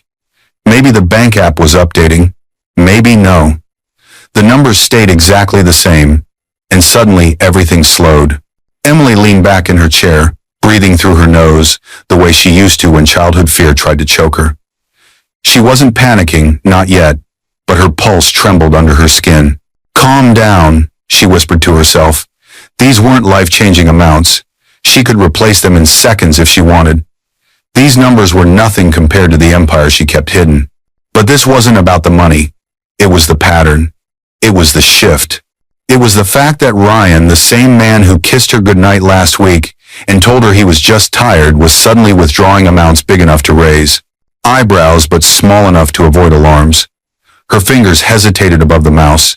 Then memory unfolded inside her mind. Flashback, age 10. Her mother sat at the kitchen table, scribbling numbers across overdue bills, whispering the same sentence she whispered every time something didn't make sense. If the numbers feel wrong, trust your gut before you trust anyone else. Emily could almost hear her mother saying it now. Her gut was speaking loudly, and it wasn't wrong. She clicked the bank's call button. The ring felt too long, like time itself was stalling. Finally, a soft voice answered. "This is Mark from customer service. How can I help you today?" Emily swallowed, keeping her voice calm. "Hi, I'm calling about 2 recent withdrawals from my joint account." "All right, let me pull that up for you." Keyboard clicking. A short pause. "Yes, I see the 2 transactions. What seems to be the concern?" "They seem unusual. I didn't make them." She forced her voice not to shake. "Can you tell me how they were done?" The banker hesitated, only a breath, but enough for Emily to feel the hair on her arms lift. "These withdrawals," he said carefully, "were done in person at one of our branches." Emily froze. "In person? As in, inside the branch?" "Yes." Her mouth went dry. "And who authorized them?" "There's a record of identification matching your husband on file," Mark replied. "Because this is a joint account, we can't restrict his access without a formal request. But if you wish, we can flag unusual activity." Emily's stomach dropped like an elevator cut loose from its cables. Ryan. It had to be Ryan. But why withdraw money in person? Why not just use the card? Why make it harder? Her mind spun with possibilities, each one darker than the last. Was he hiding something? Paying someone? Preparing for something? Mark's voice came through again, soft and polite. "Would you like us to mark the account for suspicious activity?" Emily inhaled slowly. "No, not yet," she said. "Please document today's call and the transactions. I just needed to understand." "Of course, Mrs. Hayes." She hung up and stared at the computer screen. The digits glowed back at her cold, undeniable. $1,200, $850. Her mother was right. If the numbers feel wrong, trust your gut. The room felt heavy with quiet. Emily clicked through her digital files, printing every bank statement for the last 6 months. The printer hummed steadily, sheet after sheet stacking onto the table. She arranged them carefully, making a paper trail without telling a soul. She needed facts before she confronted anything. Facts didn't lie. People did. That night, after dinner, after forced small talk, after watching Ryan scroll on his phone, with the same distant expression he'd been wearing all week, Emily stood beside him in the dim hallway. Her voice was calm, steady, controlled. Did you make any large withdrawals from our account recently? Ryan stiffened. Barely, but enough. Then he turned and smiled, too quick, too easy, too practiced. Of course not. Why? He laughed lightly, as if the idea itself was ridiculous. You know I just used the card. Emily forced her expression to remain blank. No reason, she lied. Ryan kissed her cheek like nothing was wrong. But something was wrong. Very wrong. Emily walked to her home office, locked the door, and looked at the printed statements spread across her desk. The truth was written all over them. The numbers didn't lie. The timing didn't lie. Her gut didn't lie. And neither did the shadows moving through her marriage. As she slid the papers into a folder, a strange thought whispered through her mind. If this was only the beginning, what would she find next when he didn't come home tomorrow night? Emily realized it much later, but the moment the clock hit 11:47 p.m., and Ryan still hadn't come home, that silence hit her like a punch. Her chest tightened, her breath grew sharp. The room seemed colder than usual. This was not normal. Ryan always sent a text. A quick, running late, or traffic is bad. Even on his busiest days he called, but tonight nothing. Emily stood in the living room, holding her phone in a trembling hand. The screen stayed blank. No message, no call, no explanation. She tried calling him. Once, twice, 3 times. Each time, it went straight to voicemail. Her heart pounded too loudly. The quiet around her felt threatening, as if the walls were hiding a truth she wasn't ready to face. Intensity hangs in the air. Then slowly, painfully, slowly, the intensity melted into reflection. The hours began stretching into something painful. Emily sat on the couch, knees pulled close, her eyes fixed on the front door, as if she could force it to open just by staring hard enough. But the door stayed shut. She remembered sitting on a couch just like this as a teenager, waiting for her father to come home after losing the family business. He came home defeated, broken, the weight of betrayal crushing him. Emily watched her mother sit in the dark, whispering prayers that someone would walk through the door and say everything was okay. Now here she was grown, married, waiting in the same dark quiet, waiting for someone who should have cared enough to call. Minutes became hours. Midnight poured into 1 a.m., 1 a.m., dragged into 2 a.m. Her phone buzzed. Emily almost dropped it. Her breath caught. For a split second, she thought it was Ryan. But the message wasn't from him. Unknown number. You deserve better. Emily froze. Her heart stilled completely. Her mind raced. The message had no name, no explanation, no details. Just that one sentence, a whisper from someone who knew something. Her first instinct was fear. Her second was suspicion. Her third was confirmation. Someone knew something she didn't. Her hands shook as she held the phone, staring at the message. The number had a local area code, not spam, not foreign. Someone nearby. Was it a prank? A misdial? Or was someone warning her? Slowly her breath evened out. She calmed herself the way she always did, by thinking, by analyzing, by trusting her mind more than her fear. She saved the number under a neutral label. Unknown. Warning. She didn't reply. Not yet, but she knew this wasn't random. Someone sent that for a reason. She looked back at the door. It felt heavier now, like it blocked not only the outside world but the truth creeping toward her. The clock read 4:18 a.m. The sky outside was still dark, the world still quiet. Then, as morning crept in and the first thin line of sunrise broke across the horizon, the doorknob turned. Emily's breath hitched. Ryan walked in. His clothes were wrinkled. There was a faint smell clinging to him. Something floral, something light, something that did not belong in their home. A perfume she never wore. His hair looked slightly messy, like someone had run fingers through it.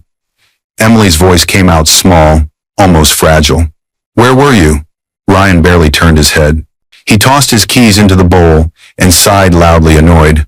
Stop being dramatic, Emily. That was all. No apology, no explanation, no guilt, just dismissal. Emily stood there in silence as he walked past her and headed toward the bedroom like nothing was wrong. Like he hadn't been gone all night. Like her worry meant nothing. Like her feelings were an inconvenience. Her heart cracked in a quiet place inside her. Not broken. Not yet, but cracked just enough for fear to slip in. The perfume smell lingered behind him. It wasn't hers. She knew it immediately. And something inside her whispered, he wasn't alone last night. Emily stayed frozen for a moment, gripping her phone so tightly her knuckles turned white. She replayed the message again. You deserve better. Someone out there knew what was happening. Someone was watching. Someone was warning her. But who? As she stood there, her phone buzzed again this time, a silent preview at the top of her screen. Bank alert. Unusual activity detected on your joint account. Emily didn't open it. Not yet. Exhaustion washed over her, and she told herself she would look later, when her hands stopped shaking. The answer was coming, and it would hurt. As Emily locked the front door after Ryan finally fell asleep, that bank notification sat waiting on her screen, the first sign of a disappearance she didn't know was about to unfold. Emily's lungs stopped working the second she saw the number. $0. The joint account balance glared at her from the screen, bright and cruel, as if the bank was mocking her. For a moment she couldn't hear anything but the pounding in her ears. Her chest tightened so hard it felt like her ribs were pressing inward. Her hand flew to her mouth. The entire account, gone, drained, empty. She had only opened the banking app to pay the power bill, just like she always did. One quick transfer, then back to work. Instead, the words balance, $0, stared back at her like a verdict. The shock hit her like a physical blow. Then everything slowed, painfully. Emily's fingers hovered over the trackpad, trembling. She refreshed the page, hoping, begging that there was some error. The wheel spun for a second. She held her breath. She prayed for the numbers to come back, but the page reloaded with the same cold truth. Balance. $0. The world around her blurred. She whispered the only words her mind could form. He took everything that had my name attached to his. Not her empire, not her investments under Carter, but the one account that tied them together, the one thing she left open because she trusted him. Her mind flung backward into memory. Flashback 5 years ago. Ryan gently holding her hands at the kitchen sink, smiling. Let's keep things simple, he'd said. Your savings stay yours. My savings stay mine. But one joint account for the bills, it keeps us close, Em. He kissed her forehead. We should trust each other, right? Emily remembered that moment vividly. Her heart had been warm, full, so sure. She had said yes because she believed love meant unity. She believed sharing even a little piece of her life was a symbol of devotion. Now that symbol was ashes. She stared at the screen, the weight of betrayal pressing on her chest until her bones felt hollow. A tremor ran through her hands. Her throat tightened. Her breath came out uneven, small, and sharp. How could he do this? Why would he do this? She thought of the earlier withdrawals, the $1,200, the $850. At the time, she had told herself she needed more proof before she acted. Now the pattern was complete. Was this about Claire? Was this about running away? About starting over? Her thoughts spun in frantic circles, each one slicing deeper. Slowly, she reached for her phone and dialed the bank. She gripped the device so tightly her knuckles turned white. After 2 rings, a polite voice answered. Thank you for calling. This is Natalie. How can I help you? Emily tried to keep her voice steady. I need to verify a withdrawal from my joint account. What is the amount, ma'am? $22,600, Emily said, swallowing hard. It was removed today, and there were earlier withdrawals this week. I need details on all of them. Another pause. Keyboard clicks. Emily's heart thudded like it was counting down to something terrible. Yes, Natalie said carefully. Those withdrawals were processed in branch. The final one this morning was for $22,600 in cash. The earlier 2 were also taken as cash. Emily closed her eyes. And who made them? The banker's voice softened, almost apologetic. They were authorized, using your husband's identification, Mrs. Hayes. Emily's stomach dropped. She pressed her palm against her forehead, trying to steady herself. So it was him. No mistake, no accident, no misunderstanding. He stole it. He stole from her. The betrayal wasn't a bruise, it was a wound. But then Natalie continued, her tone shifting, hesitant, uneasy. Mrs. Hayes, there's something else you should know. Emily's breath caught. What? What is it? The banker lowered her voice. After completing the last withdrawal, Mr. Hayes asked if you had any other accounts we should merge with the joint one. He mentioned wanting to put everything together before some big life change. Emily froze. Her world fell utterly silent. What? Other accounts? Emily whispered. That's what we told him, Natalie added quickly. Our system showed no additional accounts linked to your name with us, but he insisted we check again. He seemed very certain there was. More. Emily's lips parted slowly. Her pulse hammered in her ears. Ryan had gone to the bank, withdrawn everything, then asked if she had more money. But why would he think that? She never told him. She never showed him anything beyond normal bills. She lived modestly. She hid her empire perfectly, or so she thought. Her voice came out faint. Thank you, that's all. She hung up. The phone slipped from her fingers and landed on the table with a soft thud that felt painfully loud. Emily stared at nothing. Her mind reeled. Ryan was looking for more. He wasn't satisfied with 22,000 and some scattered withdrawals. He believed she had something else, something bigger. Had he seen something? Heard something? Found a piece of mail? Had Claire said something? Her breath trembled. Then Emily's jaw tightened. This wasn't just betrayal. This was intention, purpose, a plan. Her marriage wasn't cracking. It was splitting in half. As Emily rose slowly from her chair, one truth chilled her spine. If Ryan drained the account today, tomorrow he might disappear completely. Emily's breath shattered the moment her phone lit up with a notification from a mutual friend's page. She didn't expect the image. She didn't expect the pain. She didn't expect the world to find out before she even understood it herself. Intensity hits first, fast, brutal. Ryan was standing there, smiling like a man in love, his arms wrapped tightly around another woman, a woman with long blonde hair and a familiar smirk. Claire, the ex he claimed was gone for good, the ex he promised he had blocked, the ex he swore meant nothing. But in the photo, Claire meant everything. Her cheek pressed against his, her hand resting on his chest, her eyes full of satisfaction. The caption beneath the picture felt like a blade slicing through Emily's chest. Second chances are worth it. It wasn't just betrayal. It was announcement. Public declaration. Ryan didn't hide this. He wanted people to see. The comments stabbed deeper. Finally back with your soulmate. So glad you left that boring wife. You two look perfect together. Emily's vision blurred. Her throat tightened. Her chest felt hollow. Her fingers trembled with a numbness she couldn't control. It wasn't rage. Not yet. It was humiliation. The kind that crawled beneath the skin and squeezed the heart until it barely beat. The kind that made breathing feel like drowning. Just hours earlier, she had stared at their joint account and watched the numbers drop to zero. Now she knew where at least part of that money had gone. Everything slowed, like the world softened around her pain. She lowered her phone to her lap, staring at the image in silence. The house felt colder. The air felt thinner. Her body felt heavier.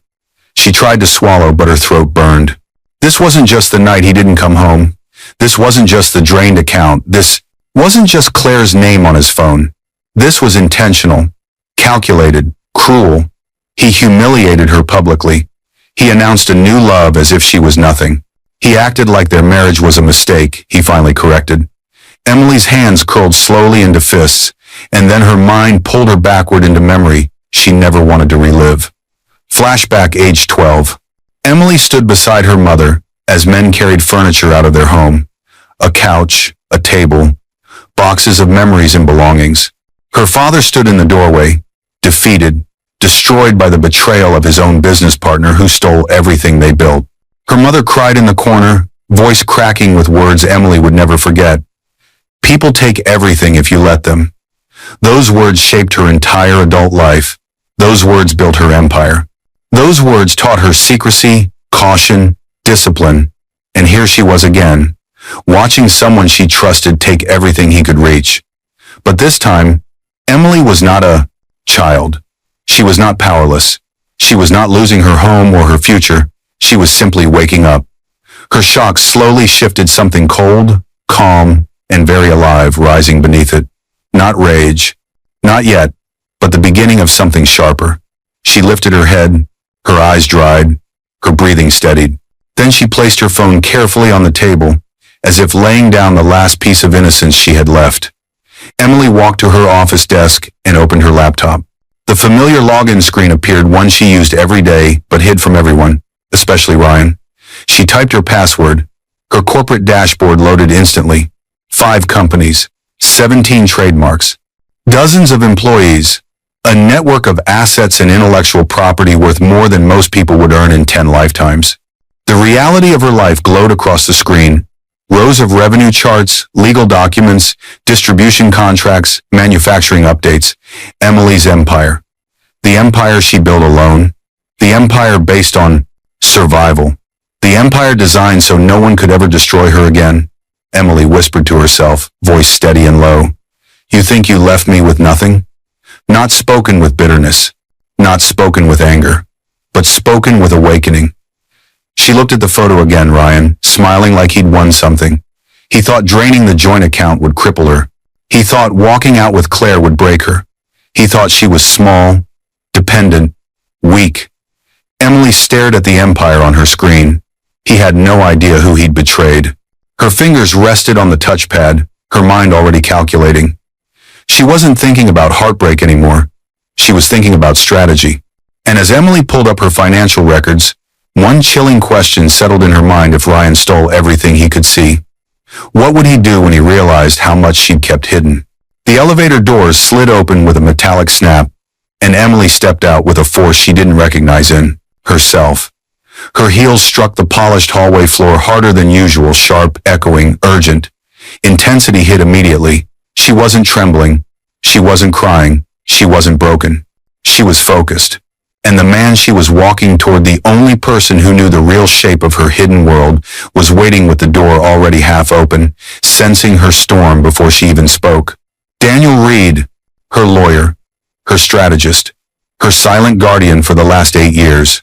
He was in his early 40s, calm-eyed, sharp-minded, the kind of man who never reacted to chaos, he converted it into advantage. He stood as she entered, his expression tightening just slightly when he saw the look in her eyes. What happened? He asked, voice low and controlled. Emily didn't speak at first. She simply placed the printed bank statements on his desk, page after page after page of betrayal, starting from the small, early withdrawals to the final emptying of the joint account. Daniel skimmed the first sheet, then the second, then his jaw locked. He looked up at her, no softness in his voice now. Emily, what he did is fraud. She said nothing. Daniel continued, flipping to another highlighted withdrawal. And these in-person transactions, done right before he left, tied to his new relationship? This is marital theft and malicious dissipation of assets. Emily finally inhaled, her voice steady but hollow. He drained everything he believed I had. Daniel nodded slowly, but he didn't even scratch the surface. She reached into her bag and set down a small black flash drive on the table. This is everything. Daniel's brows lifted. He knew Emily never came unprepared. She was a planner, a strategist, a woman who built an empire from fear and discipline. But the weight of that flash drive, it carried history. As he plugged it in, Emily spoke quietly. I kept records, she said, backup logs, itemized withdrawals, every transaction from the day we married. Data unfolded on his screen, timelines, spreadsheets, email alerts. Emily continued, her voice measured. I also asked the bank last year to send alerts for any withdrawal over a certain amount. Not because I expected this, but because I saw a pattern. Little things. Unexplained cash. I didn't confront him then. I just documented. Daniel paused in his typing. A pattern? She looked away for a moment. He grew up with money problems. He hated it. When we started dating, he promised he wouldn't fall back into old habits. But I saw signs years ago, so I protected myself quietly. Daniel leaned back in his chair, seeing the bigger picture now. So every transfer he made is traceable, he said. Every lie he thought was invisible is documented. Emily nodded. That's why I'm here. I don't want emotional comfort. I want truth. I want order. And I want the law on my side.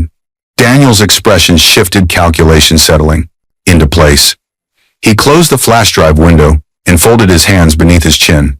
Emily, he said slowly, this isn't just a simple divorce anymore. What he did, combined with his intent. This is premeditated financial exploitation. He tapped a printed statement with his finger. And asking the bank whether you had other accounts after draining the joint one? That shows malicious intent. Emily's jaw tightened. He wanted to empty me. Daniel let silence settle, heavy but purposeful. Then he smirked just slightly. A lawyer's smirk. The kind that appears only when the case is already leaning in his favor before it even begins. Tell me, he said softly, do you want financial recovery or total destruction? Emily didn't blink. Her voice carried a cold clarity she had never used before. I want the truth to bury them. Daniel slowly reached into his drawer and slid out a thick file, dark blue cover, silver clip, heavy with legal weight. He placed it in front of her with deliberate care. On the front, in bold letters, petition for dissolution cause. Fraud and malicious intent. Emily stared at the file. Not with sadness, not with heartbreak, but with recognition. This wasn't the end of her marriage. It was the beginning of exposing the man who thought she was small. Emily, Daniel said quietly, once we file this, everything changes. He'll try to fight. He'll try to twist the story. He might even think he can negotiate. Emily lifted her eyes. He won't negotiate with me, she said. Not after what he's done. Daniel studied her for a long moment, then nodded. You're ready. She didn't deny it. He pulled out the last document she needed to sign and slid it across the desk. Emily reached for the pen. Her phone buzzed. The name on the screen made her freeze. It wasn't Ryan. It wasn't a bank alert. It was the same unknown number that had texted, "You deserve better." The warning she'd ignored days ago had just become a person asking to meet. The moment Emily hit send on the internal audit request to her compliance team, the intensity hit like a thunderclap. Her empire moved. Not loudly, not dramatically, but with silent, unstoppable force. Inside her main office, a team of 6 compliance analysts, all loyal to her, all trained to protect her companies, received the internal alert. Their screens lit up with flagged reimbursements, transfers, and expense reports connected to one name, Ryan Hayes. This was not a simple bank report anymore. This was a forensic sweep of every financial bridge that connected Emily's business world to her personal life. And it began quickly.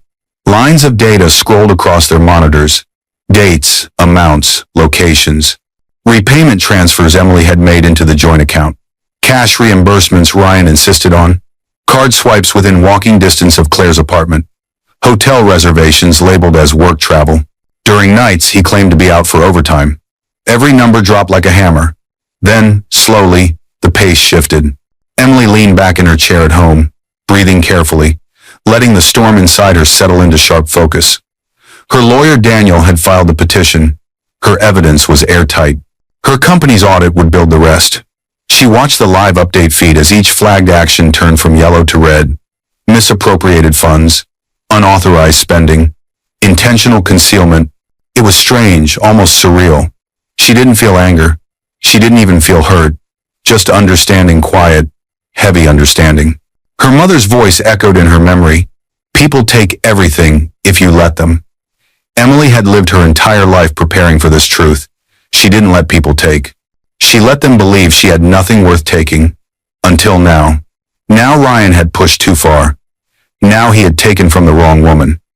Her compliance director, Trudy, mid-50s, sharp eyes, loyal since day one, called her directly. Emily, we've completed the cross-check, Trudy said. His withdrawals from your joint account overlap with every payment connected to Claire. Emily didn't blink. Document everything. We already are, Trudy said. And there's more. A pause. What is it? Claire's new apartment, Trudy continued, the one she moved into 2 months ago. The deposit was funded entirely by transfers from your joint account. The trail is clean. We matched dates, amounts, and your bank statements. Emily's jaw tightened. So he used my money for his affair. Yes. And because the joint account was maintained almost entirely by transfers from your businesses and salary, the funds he used can be classified as malicious dissipation of marital assets. Meaning, he stole from the marriage, he stole from her, he involved another woman, and now it was all provable. Trudy exhaled. We're forwarding everything to, quote, Daniel's office. Once he submits this to the court, they can request temporary restraining orders and freezes on any accounts linked to the misused funds. Emily nodded, calm and steady. Do it. She hung up slowly. By late afternoon, Daniel had filed the motions. The court moved faster than Ryan ever imagined it could. Orders went through, notices went out. Banks received instructions to freeze disputed funds, pending investigation. Then somewhere across the city, Ryan swiped his debit card. Declined. He frowned, tried it again. Declined.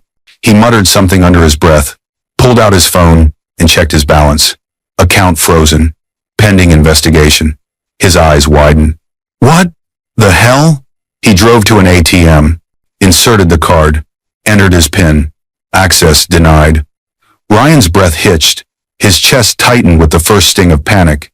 He tried calling the bank, placed on hold, rerouted, asked to verify information.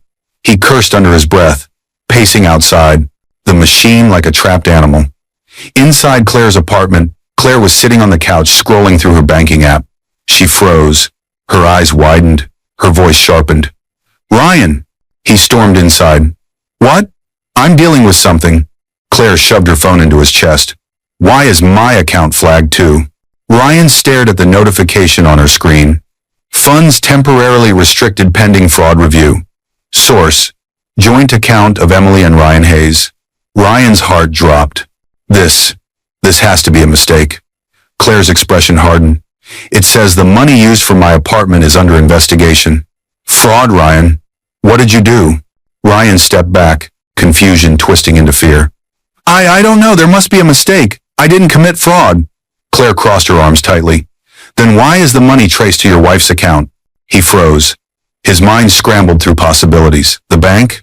Some system error? Someone reporting him? And then a single terrifying thought hit him. Emily, his wife, the woman he underestimated, the woman he walked out on, the woman he mocked online, the woman he thought was weak. His chest tightened. His breathing quickened. He grabbed his phone and dialed the bank again, palms sweating.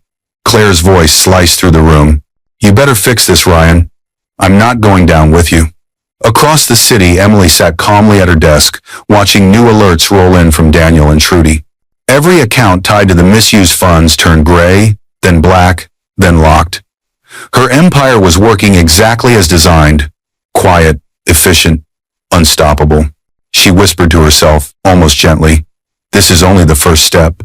And as the final account froze solid, Emily received a new message from the unknown number, this time with an address that would expose the next secret Ryan hoped she'd never see. The courtroom doors swung open with a heavy thud, and the entire room turned toward the sudden noise. Intensity hit instantly. Weeks had passed since the accounts froze. Weeks of filings, statements, and lawyers.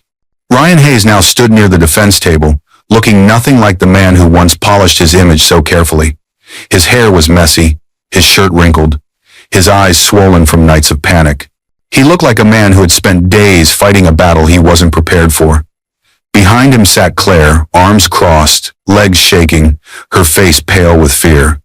She kept glancing at the courtroom doors like she wanted to run. Then the air shifted. Emily walked in, calm, straight-backed, controlled. She wore a simple black dress, nothing flashy, nothing loud, yet the entire room felt smaller the moment she stepped inside. Her presence was quiet power, the kind that doesn't need announcement, the kind that terrifies guilty people more than raised voices. Ryan stiffened when he saw her. Claire looked away as if burned. Emily didn't look at either of them. She walked directly to her seat beside Daniel, her lawyer, who stood the moment she arrived. You're ready? He whispered. Emily nodded once. Yes. The judge entered. Everyone rose. Everyone sat. The silence was thick, heavy with anticipation. Daniel stepped forward first. Your Honor, he began coldly, today we present evidence of financial fraud, marital theft, malicious dissipation of assets, and intentional concealment, all carried out by Mr. Kidam, Ryan Hayes, and partially benefiting Miss Claire Montgomery. Emily kept her gaze steady.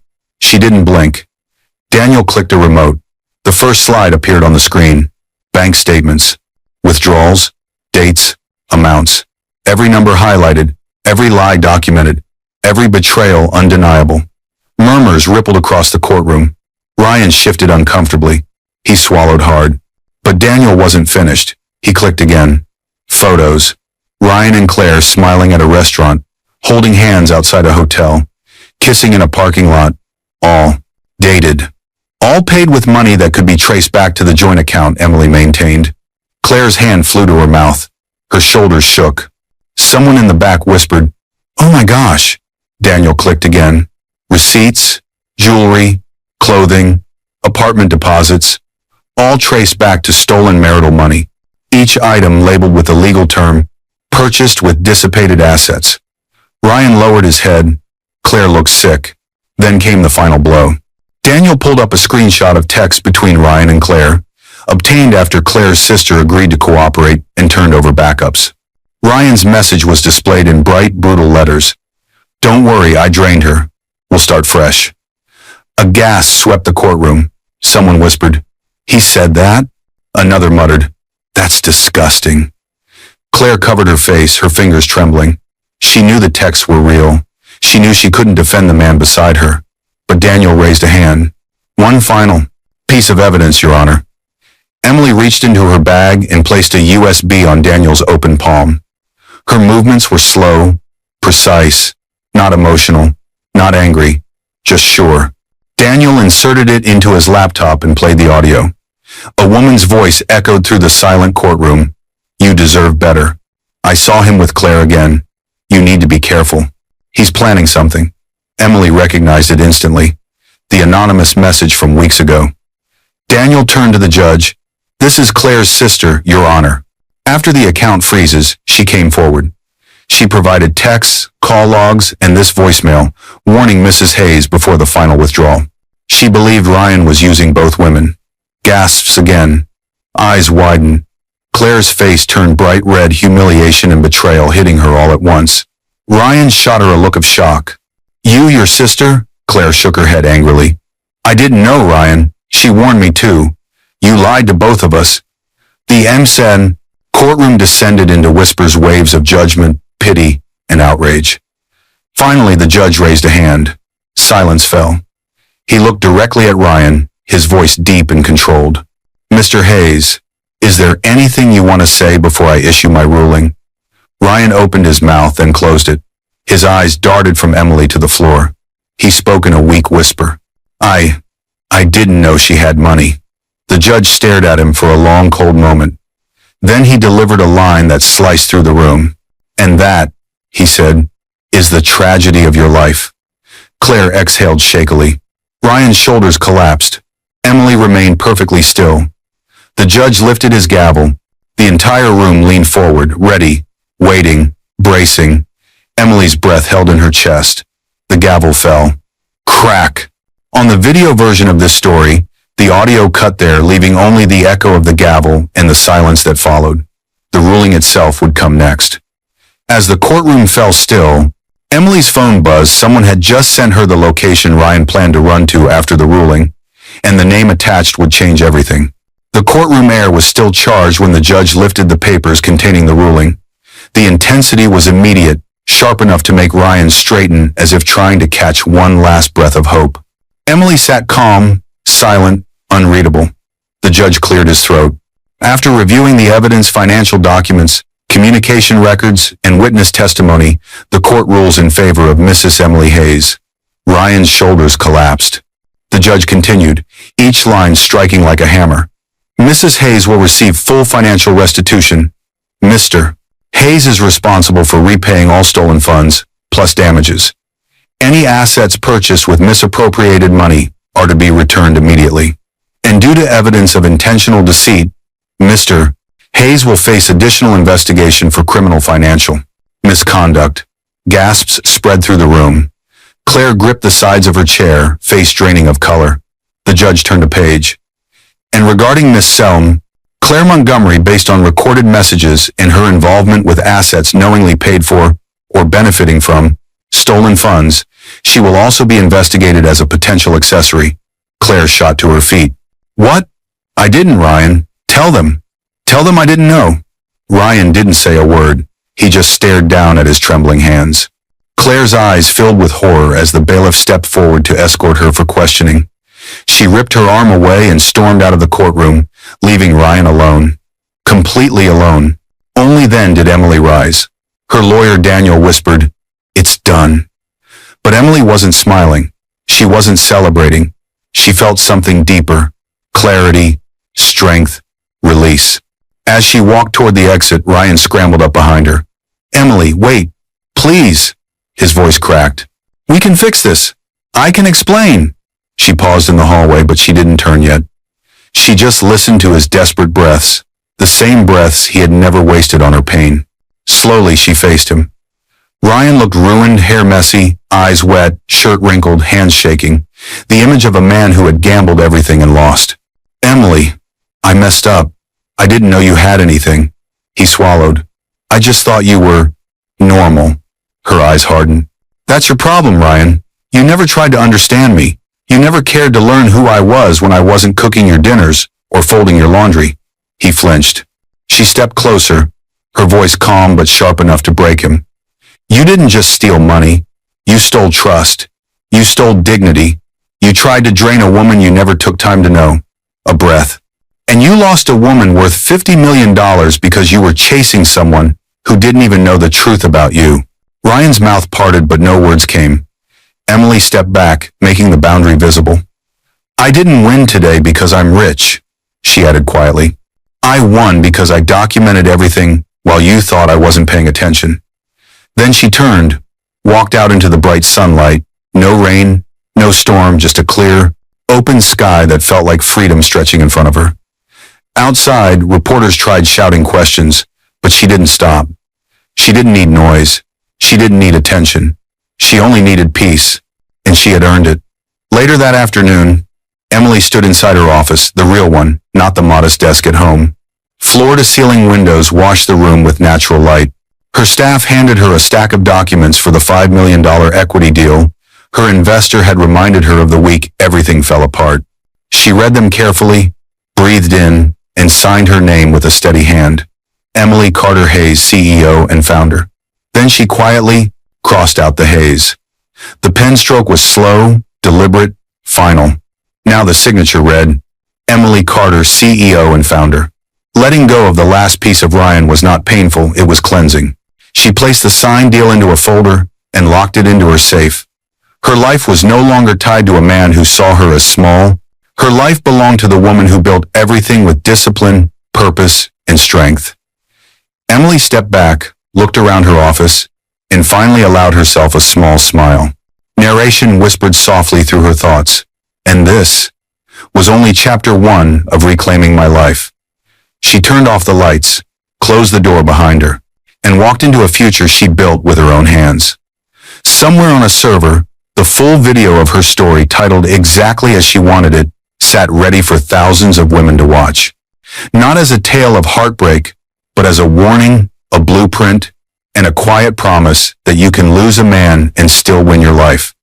And as Emily logged out for the night, one new message slid into her inbox from a woman whose husband had just emptied their account, reminding her that her story was no longer just hers. It had become a lifeline. I hope you enjoyed watching it as much as I enjoyed creating it. Like, share, and comment on the lessons you've learned. Let me know where you're watching from in the comments below. See you in my next video.